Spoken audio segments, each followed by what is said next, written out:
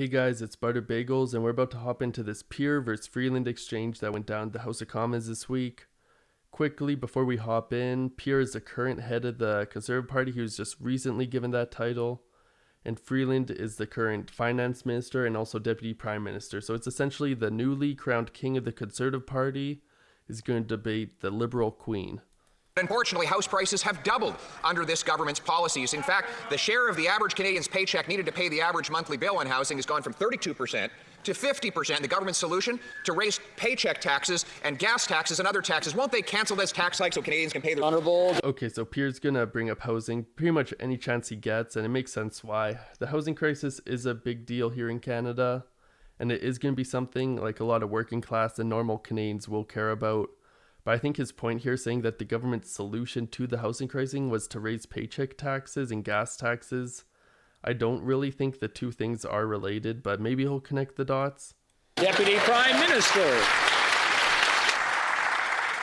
Mr. Speaker, we've just heard EI premiums mentioned, and so I want you to guess what EI premiums were in 2015. $1.88. And guess who was the minister in charge? The current Conservative leader. Now guess what EI premiums will be next year? $1.63. That is 25 cents lower. So the leader of the official opposition needs to tell Canadians, was he misguided then, or is he misguided now? Okay, so Freeland's basically telling Pierre, you can talk about taxes all you want, but at the end of the day, when you were finance minister back in 2015, this EI premium, which is unemployment insurance, you were paying more out of your paycheck back then than you were now. It was $1.88 per $100 back then. Now it's going to be $1.63. So let's see what Pierre has to say about that. Honourable Leader of the Opposition. Neither, Mr. Speaker. Guess what Canadians paid in 2015 in EI if they earned $60,000 in 2015? $930. Guess what they pay now? $948. That is an increase. Furthermore, if you look at total payroll taxes, they've gone from $3,400 to $4,100 under this government. That's a $700 increase. And the government plans to raise EI premiums. That's the paycheck tax on January 1st, along with other taxes. Why won't they cancel these tax hikes so Canadians can pay their bills? Okay, so now Pierre's saying, well, actually, back in 2015, if you were making $60,000, you were paying less than you were now. So how could this be true if the percent or amount per $100 has gone down? How are you paying more now than you were back then? So let's actually pull up the chart and figure this out. So here is the federal EI premium rates and maximums. This rate percent right here is what Freeland was talking about. It's the percent of your earnings that goes to the EI. So back in 2015, she was right. It was $1.88. Now it's $1.58, but she was saying next year it's going to be $1.62. But basically, what Pierre is using to counter her is this maximum annual insurable earnings.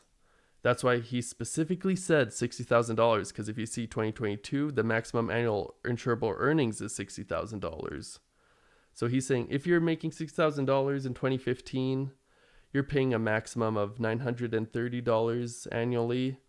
And now if you're making $6,000, you're going to pay $952, or of course next year he's saying it'll be $988 or $948, whatever he said. But this is, although Pierre is right, basically both of them are correct, but I think the issue with Pierre's logic here is that you have to make the maximum annual insurable earnings for what he's saying to be true. And the reality of the situation, when Pierre's talking about like the struggling Canadians, the Canadians that can't afford food, they're going to the food bank, the Canadians who lost their job and all this stuff, they're not making this maximum earnings. They're probably more in like the making $30,000 to $40,000 a year, like the Canadians who are struggling. And as far as they're concerned, they were paying more back in 2015 than they are now. So I think Freeland probably won this exchange. The Honourable Deputy Prime Minister. Mr. Speaker, I would like to remind the leader of the official opposition of something he should have figured out when he was the responsible minister. The CPP and EI contributions every working Canadian makes are how we all pay for our retirement and how we create a safety net for every Canadian in case we lose our jobs. These contributions do not go into general government revenue. At a time of global economic uncertainty, it is the height of irresponsibility for the Conservatives to suggest that we as a country stop putting money away for our retirement. The Honourable Leader of... Okay, so quickly, Freeland's bringing up the point that at the end of the day, EI doesn't go to general government use or government funding.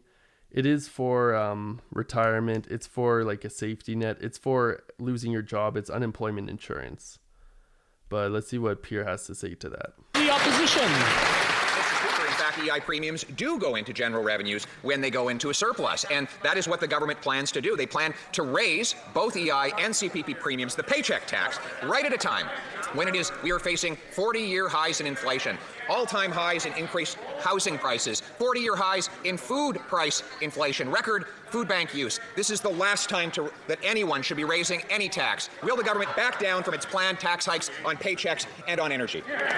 Okay, so Pierre's saying, yeah, that's true, but when the EI goes into a surplus, it does go into the general government funding, which I had to look into, but Pierre is right here. If there is a surplus, that is what happens with it. But I also found this. There's this is how they set the premium rates. So since April 1st, 2016, so this is under the Liberal government we're talking about, the Commission has been responsible for setting the annual EI premium rate according to a 7-year break-even mechanism. So the 7-year break-even mechanism basically avoids what Pierre's saying the government is like secretly planning to do.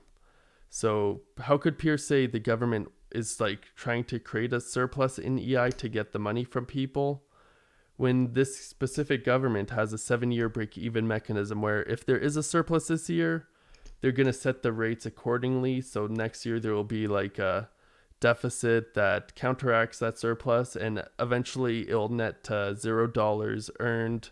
As far as the government's concerned, all the money's going to end up in unemployment and whatnot. So I feel like we're going to see this a lot from Pierre, sort of countering her points with something that is true but not completely relevant. And I'm not sure how that's going to go with him. I'm not sure if most people are actually looking this deep into the debates and actually grinding down the numbers they're talking about, but I would have to give the edge to Freeland in this showdown, but maybe next showdown, Pierre will take a W. Anyways, guys, let me know what you think about the new question period that just started up again, and also what you think of Pierre, what you think of Freeland, what you think about the future of politics in Canada, what you think about EI premium rates. Just let me know anything. Anyways, thanks for watching, guys. There'll be more of these coming. Peace out.